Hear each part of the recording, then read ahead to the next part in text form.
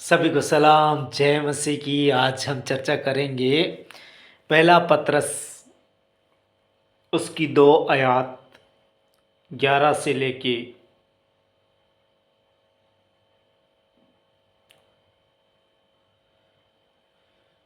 17 आयत तक हम मनन करेंगे। पहला पतरस निकाल लीजिए आप भी, पहला पतरस उसकी 2 अध्याय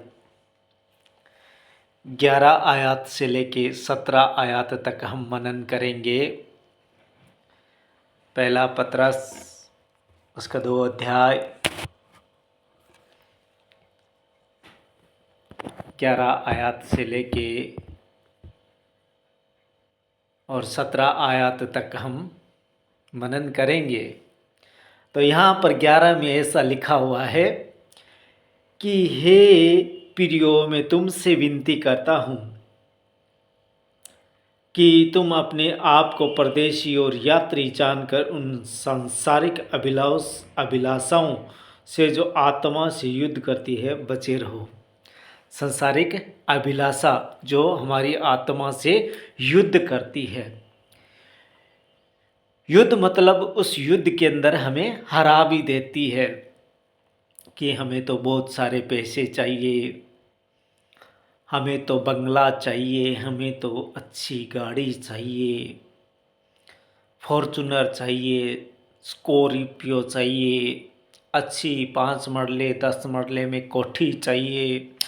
अनेक अनेक जो सांसारिक अभिलाषाएं होती है, उनसे बचने के लिए खुदावंद का कलाम हमको कह रहा है। और ऐसा करना है कि यात्री जानकर कि यहाँ पर हम परदेसी आए हैं। जैसे हमारे पंजाब से भाइयों की भगाने के लिए, प्रवासी भाइयों को भगाने के लिए बार बार चर्चा होती है, सोशल मीडिया पे जिक्र होते हैं कि भाइयों को भगाओ, भाइयों को भगाओ। तो वो भैये क्या है, वो प्रवासी है और यहाँ पर मजदूरी करने के लिए आए हैं।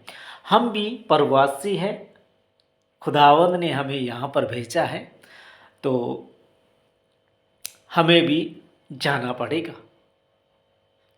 तो हमें यहाँ पर, मैं बार बार कहता हूँ कि संसार की चीज़ों के ऊपर मन लगाना नहीं है, लेकिन जब 26 जनवरी को ये पहला पतरस उसकी 2 अध्याय 11 आयत से लेके 16 आयत को ये बाइबल रीडिंग हुई थी, तो उसी टाइम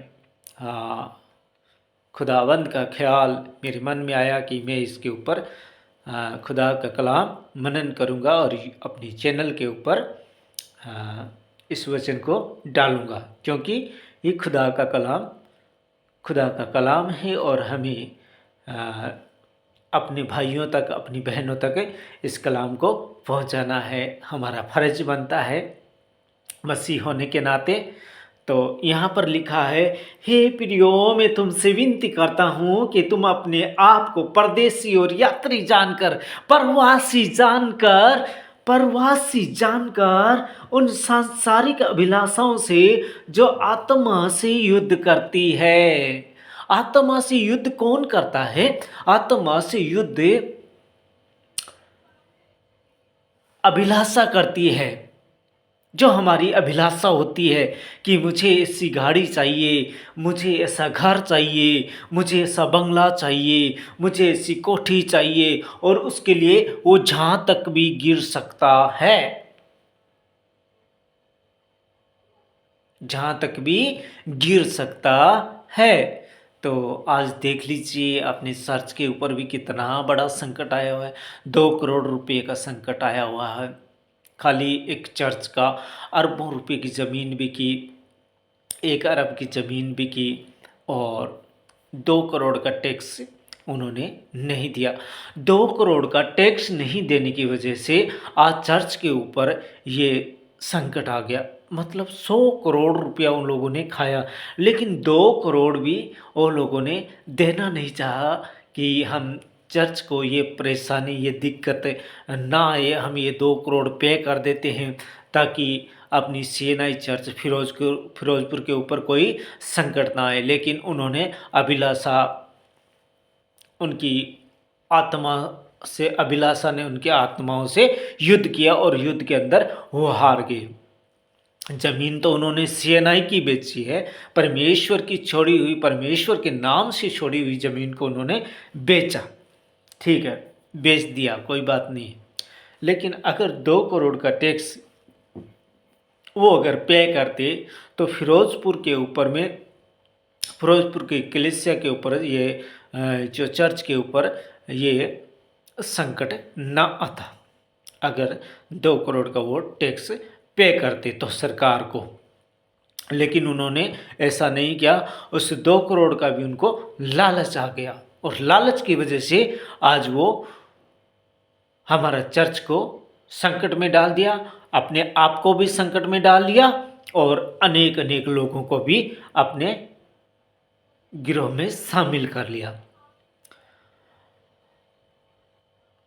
तो यहाँ पर खुदा का कलाम कह रहा है कि हे पीढ़ियों, तुमसे विनती करता हूँ, तुमसे विनती करता हूँ। विनती कर रहा है हमारा परमेश्वर कलाम के अंदर।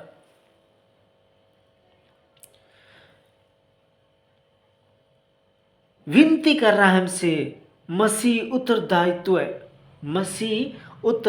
है। हे प्रियो, मैं तुमसे विनती करता हूँ कि तुम अपने आप को परदेशी और यात्री जानकर उन संसारिक अभिलाषाओं से जो आत्मा से युद्ध करती है बचे रहो।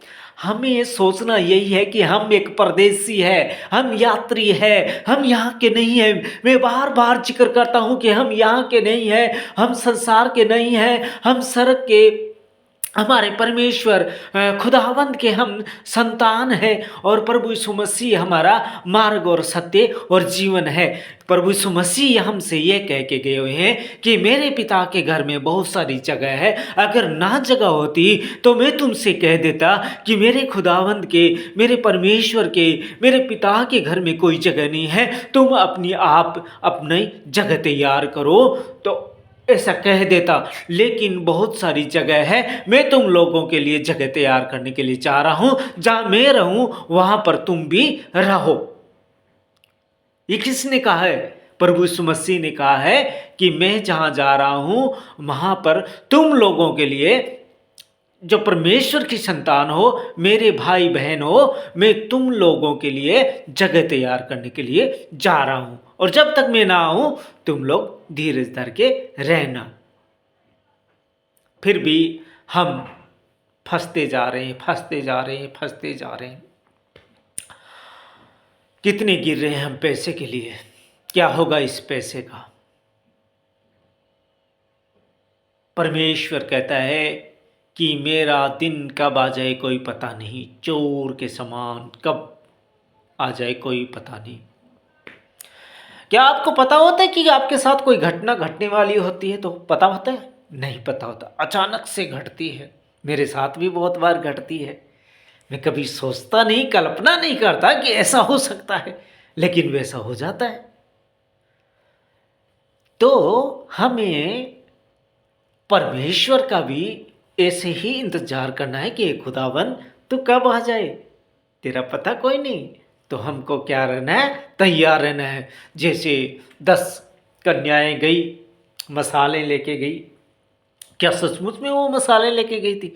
नहीं, उनके दिल की मसाल थी, उनके दिल की मसाल थी।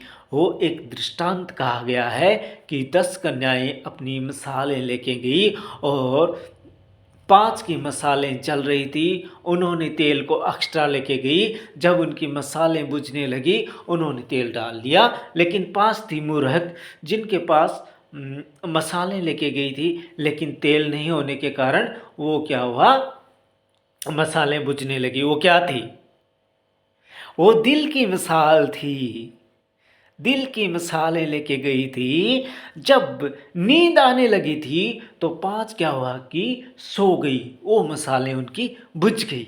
लेकिन जो 5 थी वो सियाणी थी, उन्होंने सोया नहीं, उन्होंने इंतजार किया। और देखो, प्रभु यीशु मसीह जब जिस रात हवालात में पकड़ाने वाला था, तब प्रभु यीशु मसीह घुटने टेक टेक कर बार बार पिता परमेश्वर से, अपने खुदावन से, अपने परमेश्वर से, अपने पिता से बार बार प्रार्थना कर रहा था। और 3 बार ऐसा किया और ढेले भर की दूरी तक जाता, फिर प्रार्थना करता, फिर आता, फिर चेलों को सोते पाता, फिर चेलों को उठाता कि उठो, तुम परीक्षा में ना पड़ो।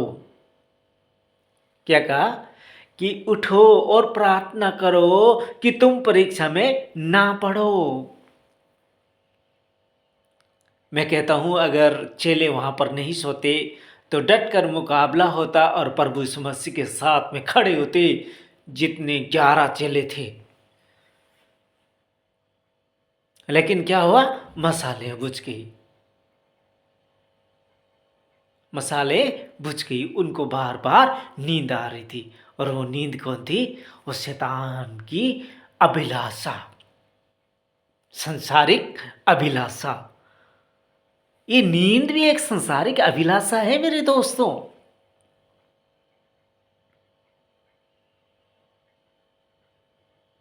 हमें ज़्यादा सोना भी नहीं चाहिए, खुदा के कामों में हमें इन्वॉल्व होना है, परमेश्वर के काम करने हैं हमें। हम यहाँ पर क्या है? एक यात्री है। जब मैं आपको पहले भी मैंने जो परमेश्वर के वचन साझा करता हूँ, तो मेरे साथ घटनाएं जो घटती है उनकी भी मैं आप लोगों के साथ साझा करता हूँ। तो एक दिन क्या हुआ कि मैं ऐसे तो रोज़ जाता हूँ, कभी कभी मिक्स भी होता है, मिस प्लेस हो जाता है, लेकिन उस दिन मैं जागते हुए भी मिस प्लेस करना चाह रहा था। तो मैंने कहा कि आज सोएंगे, आराम करेंगे, आज नहीं जाएंगे, चर्च नहीं जाएंगे, आज कैंसल प्रोग्राम। खुदा के घर में जाना, परमेश्वर के घर में जाना, अपने पिता के घर में जाने का प्रोग्राम आज कैंसल, मन ही मन में कैंसल किया था। लेकिन उसी वक्त खुदा ने एक ख्याल डाला कि एक ट्रेन है जो जा रही है चर्च से, चर्च से वो ट्रेन छूटने वाली है। और क्या तू अभी जो स्टेशन पे खड़ा है, प्रजेंट जो सिचुएशन में तू खड़ा है, क्या यहाँ तुझे रहना अच्छा लग रहा है? मैंने कहा नहीं परमेश्वर, मुझे जिस स्टेशन पे, जिस टर्मिनल पे मैं अभी खड़ा हूँ वो ठीक नहीं है, मुझे यहाँ खड़ा नहीं होना है, मुझे आगे वाले स्टेशन पे जाना है। और मैं उठा और खुदा के घर में गया। और उसके बाद से हो जाता है कभी कभी ना चाहते हुए, लेकिन चाहकर नहीं हो सकता।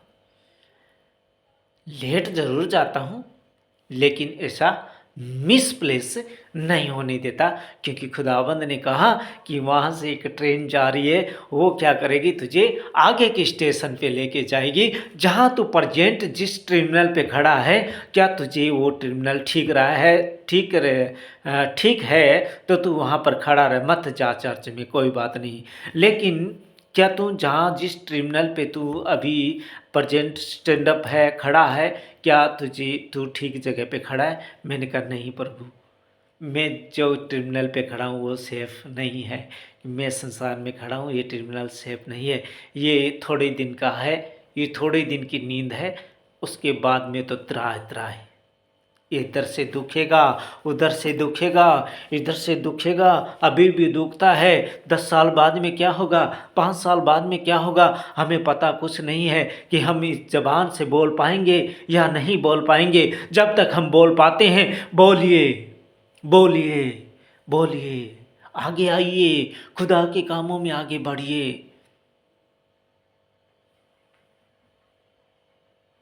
अपने आप को संसारिक अभिलाषाओं से युद्ध, जो संसारिक अभिलाषाओं से आत्मा से युद्ध करती है, बचे रहो, बचे रहो मेरे भाइयों और मेरी बहनों। मत बोलो कि मेरे बेटे के लिए बैंक बैलेंस कर दूं, मेरी बेटी के लिए बैंक बैलेंस कर दूं, मेरी बेटी को कनाडा में भेज दूं, मेरी बेटी को ऑस्ट्रेलिया में भेज दूं, वहाँ पर बहुत सारा पैसा कमाएगा, मेरे लिए बहुत सारा पैसा भेजेगा, वो वहाँ पर पीआर हो जाएगी, उसकी पीआर के लिए मैं ऐसा करती हूँ, मैं वैसा करती हूँ। मत कीजिए ऐसा और वैसा, केवल संसारिक अभिलाषाओं से बचे रहो और खुदा के कामों में आगे आओ।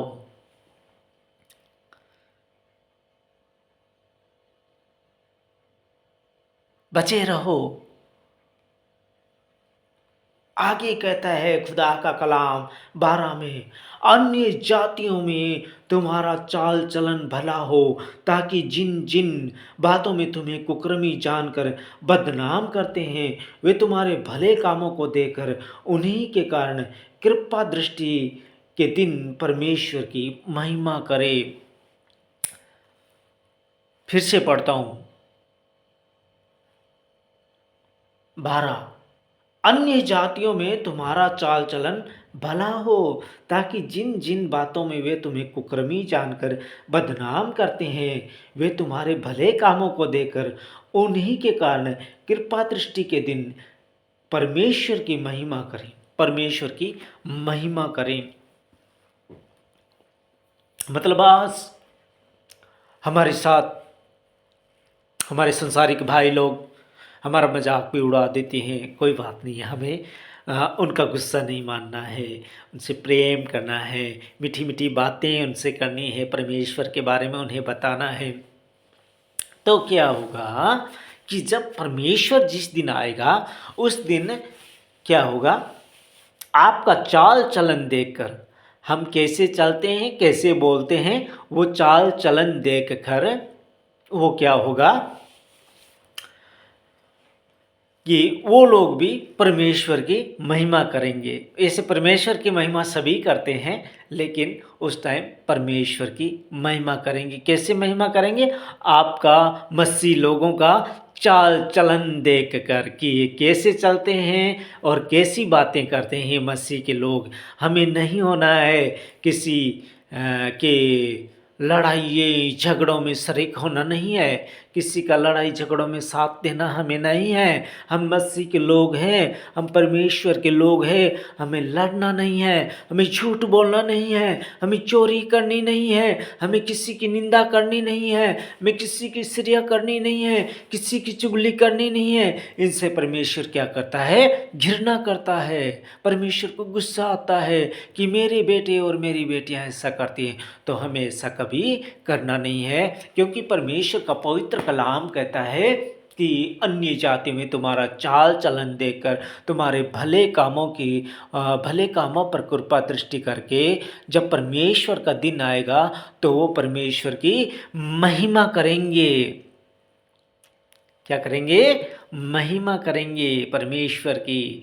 तो हमें जो भी हमारे भाई लोग हमें जो भी बोलते हैं तो हम खुशी होती है, क्योंकि परमेश्वर कहता है कि तुम्हें जो भी सताता है तो तुम क्या करो? उन्हें आशीष दो, आशीष दो। तो हमें किसी को भी सताने वाले को आशीष देनी है, क्योंकि जब पिलातुस ने प्रभु यीशु मसीह से इसी कलाम में चर्चा हुई थी, इसी ये क्या कहते हैं 26 जनवरी वाले दिन ही पादरी साहब ने कहा कि पिलातुस ने कहा प्रभु यीशु मसीह से कि तू कुछ नहीं बोलता, देख तेरी जान लेने का भी मुझे इस वक्त हक है। तो प्रभु यीशु मसीह ने कहा कि वो भी परमेश्वर ने तुझे मेरे ऊपर अभी जान लेने का अधिकार दिया है, इसलिए ले सकता है, ऐसे नहीं ले सकता। तो मेरे भाइयों और मेरी बहनों, परमेश्वर के कामों में आगे बढ़ो, परमेश्वर के जैसे परमेश्वर के अधीन रहो। हमें नहीं भागना है संसारिक कामों के पीछे, संसारिक अभिलाषाएं जो हमारा युद्ध करती है संसारिक बातों में, उन संसारिक बातों पे हमें नहीं जाना है। हमें खुदावंद की बातें करनी है, खुदा के कलाम को पढ़ना है और खुदा के कलाम के ऊपर हमें चलना है। तो परमेश्वर हमसे बहुत कुछ बातें करना चाहता है। तो परमेश्वर कहता है कि सब संसारिक अभिलाषाओं से बचे रहो और सब कामों में परमेश्वर के अधीन रहो। तो हमें खुदावंद की बातों पे मनन करना है। जब हम अच्छी अच्छी बातें करेंगे, परमेश्वर की बातें करेंगे, तो क्या होगा, अन्य जाति जब परमेश्वर का दिन आएगा तो अन्य जाति के लोग भी परमेश्वर की महिमा करेंगे, वो भी स्तुति गान गाएंगे। क्योंकि जब पतरस वचन सुना रहा था तब अन्य जाति के लोग भी बहुत सारे वहाँ पर बैठे थे। मैं पीछे भी अभी थोड़े दिन पहले ही वचन पे चर्चा की थी।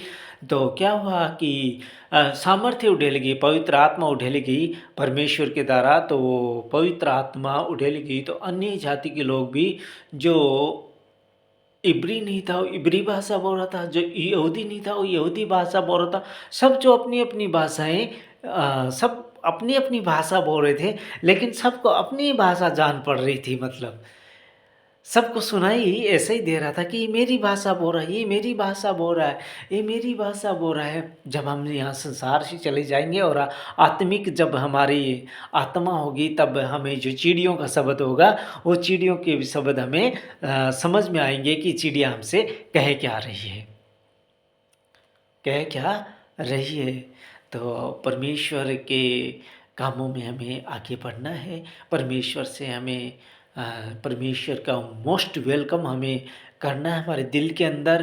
तो परमेश्वर हमारे दिल के अंदर आएगा, क्योंकि परमेश्वर कहता है कि जो तुम्हारी ये फिजिकल देह है, ये मेरा क्या है, मंदिर है। जो आत्मा दी हुई है परमेश्वर की, इससे वो मिलता और जुलता है। तो हमारी आत्मा के अंदर हमारे कोई भी गंदे गुटखे बीड़ी सिगरेट हमारे अंदर से जाना नहीं चाहिए, क्योंकि यहाँ पर परमात्मा आता है जाता है, क्योंकि वो उस आत्मा से मिलता है। तो यहाँ पर परदेशी जानकर अपने आप को इन बातों से बचा के रखना है कि हम यहाँ संसार के अंदर परदेशी है, हमारा नहीं है इस संसार, हमारा नहीं है। हम यहाँ से थोड़े दिनों में चले जाएंगे, थोड़े सालों में हम यहाँ से चले जाएंगे। हम यहाँ के नहीं हैं, हम परमेश्वर की संतान है, हम यहाँ के बिल्कुल भी नहीं है। तो ये संसार के ऊपर हमें मन लगाना नहीं है, क्योंकि रुपया, परमेश्वर का वचन कहता है कि सब बीमारियों की जड़ क्या है, रुपया है। तो रुपये से हमें प्यार करना नहीं है। बोलो हालेलुया। रुपये से हमें प्यार करना नहीं है। अगर रुपये से प्यार करेंगे तो सब बीमारियों के अंदर हम फंस जाएंगे। यहाँ पर कह रहा है 13 में, परमेश्वर का कलाम, प्रभु के लिए मनुष्यों के ठहराए हुए हर एक प्रबंध के अधीन रहो, राजा के इसलिए कि वह सब पर प्रधान है, और हाकिमों के क्योंकि वे कुकर्मियों को दंड देने और सुकर्मियों की प्रशंसा के लिए उसके भेजे हुए हैं। राजा के भी अधीन रहना है और उन हाकिमों के भी अधीन रहना है, क्योंकि वो क्या है, परमेश्वर के भेजे हुए क्या है, दास है। तो हम जो भी परमेश्वर हमारे ऊपर हाकिम ठहराता है उनके अधीन रहना है, और जो राजा है उसके अधीन भी हमें रहना है। तो कर की चोरी करनी नहीं है, ना हाकिम की तो न राजा की, न संसार की चोरी करनी है, न संसार प्रेजेंट गवर्नमेंट के जो भी टैक्स हमें देना पड़ता है उसकी हमें चोरी नहीं करनी है, और ना ही हमारे चर्च के जो हकीम होते हैं, जो दशांश परमेश्वर चाहता है कि देव, तो उसके भी दशांश अगर हम नहीं देते हैं तो हमारे ऊपर बहुत सारे शराब आके पड़े हुए हैं। हमारे मतलब शराब कब से आके पड़े हुए हैं, पूर्वजों से। हमारे पूर्वजों ने भी नहीं दिया दशांश परमेश्वर को, इसलिए हमारे ऊपर शराब आके पड़े हुए हैं। यह भी पवित्र बाइबल कहती है। तो पवित्र बाइबल में का वचन जो भी कहता है वो सत्य है, क्योंकि खुदावंद प्रभु यीशु मसीह ने कहा कि मार्ग और सत्य और जीवन मैं ही हूँ। जो सत्य को तुम पहचान लोगे तो सत्य तुम्हें क्या कर देगा, आज़ाद कर देगा। जब सत्य को हम पहचान जाएंगे तब हमें यहाँ पर कोठी बनाना, हमें बंगला बनाना बिल्कुल भी अच्छा नहीं लगेगा। हमें क्या अच्छा लगेगा, खुदा का कलाम अच्छा लगेगा, परमेश्वर से करने की बातें अच्छी लगेगी, परमेश्वर के गीत संगीत अच्छे लगेंगे। तो खुदा के कामों में आगे बढ़िए, आपको जो तोड़ा दिया हुआ है उसका इस्तेमाल कीजिए। 14 में 15 में कहा है, क्योंकि परमेश्वर की इच्छा ये है कि तुम भले काम करने के द्वारा निर्बुद्धि लोगों की अज्ञानता की बातों को बंद कर दो, अपने अ, 15 में ये कहा क्योंकि परमेश्वर की इच्छा ये है, परमेश्वर की इच्छा ये है कि तुम भले काम करने के द्वारा निर्बुद्धि लोगों की अज्ञानता की बातों को बंद कर दो, निर्बुद्धि लोगों की अज्ञानता की बातों को बंद कर दो। जब हम भले काम करेंगे तो जो निर्बुद्धि लोग जिनको बुद्धि की कमी है वो क्या करेंगे, निर्बुद्धि लोगों की अज्ञानता की बातों को बंद कर दो। अपने आप को स्वतंत्र जानो, पर अपनी इस स्वतंत्रता को बुराई करने के लिए आड़ न बनाओ। बुराई की आड़ न बनाओ, परंतु अपने आप को परमेश्वर के दास समझकर चलो। स्वतंत्र किस में है? स्वतंत्र हम परमेश्वर के हैं, परमेश्वर में हम स्वतंत्र बनकर चले, ना कि हम संसार के स्वतंत्रता के लिए संसार में हम खुल्लम खुल्ला होके स्वतंत्र होके कि मेरे जैसा यहाँ पर कोई नहीं है। ईगो को लाना नहीं है, क्योंकि ईगो ही हमें दबाती है, ईगो से ही हम नष्ट हो जाते हैं। ईगो को हमारे अंदर कभी फीलिंग ईगो की आने देनी नहीं है कि मैं कुछ हूँ। अगर ईगो अगर आपके अंदर आती भी है तो उस टाइम आप परमेश्वर को याद कीजिए कि हे परमेश्वर, इस चीज़ को हमारे अंदर और कभी मत आने दे।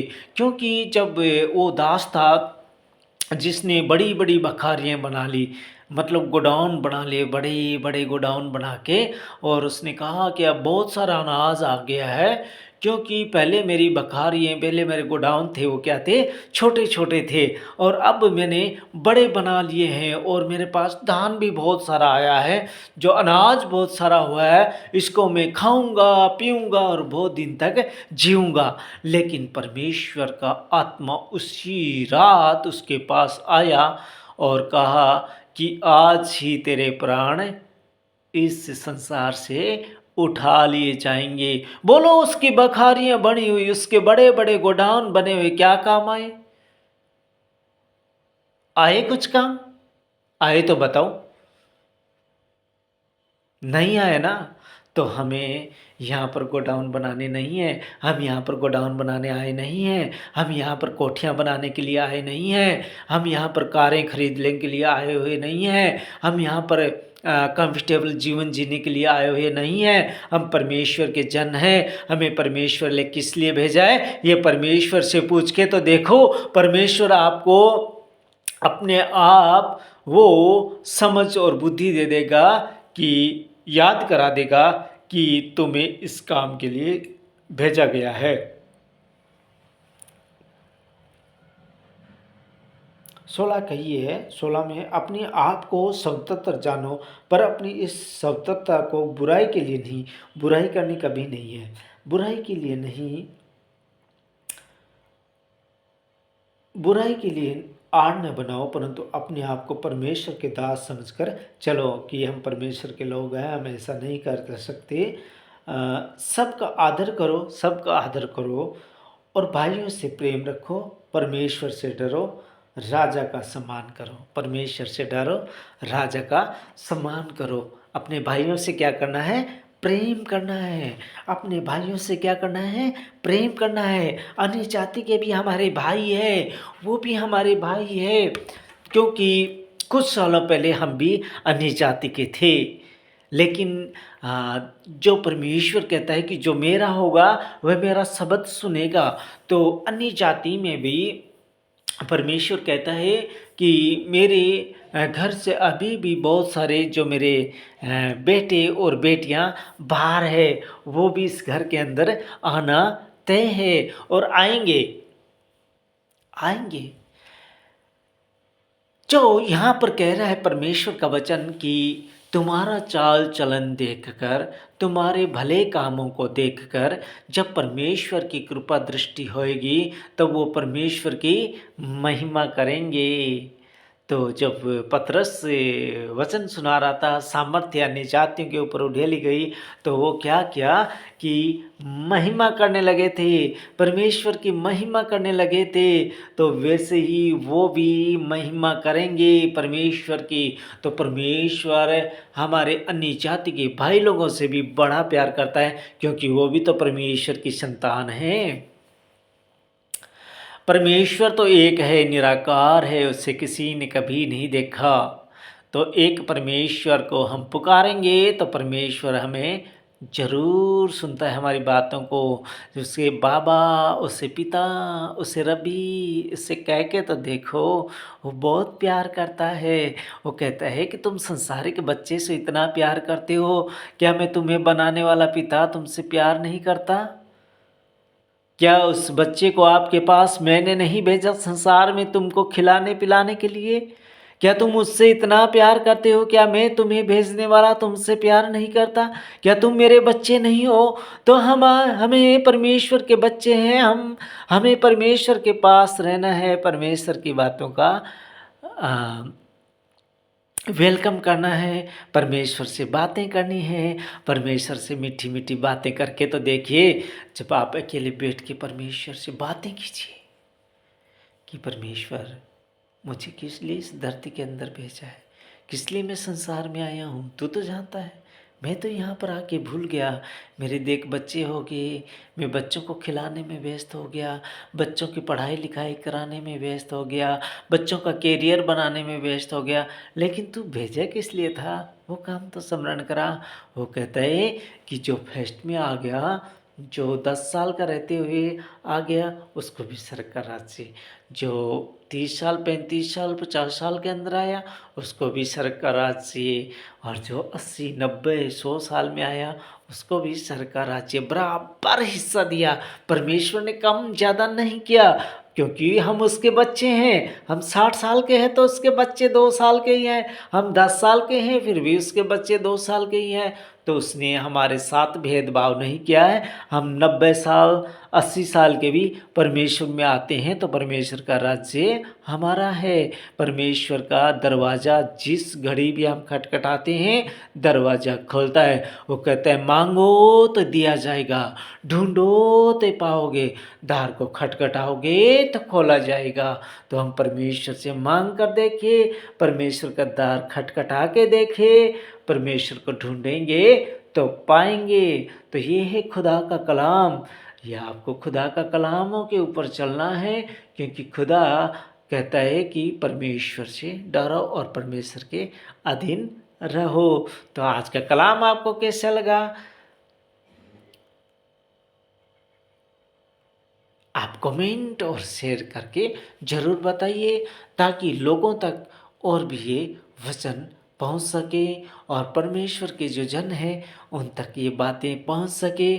तो मैं इस वचन को यहीं पे विराम देता हूं और मांगता हूं परमेश्वर के प्यारे बेटे, हमारे उद्धारकर्ता, हमारे मुक्तिदाता मसीह यीशु के नाम में आमीन। खुदा का शुक्र हो।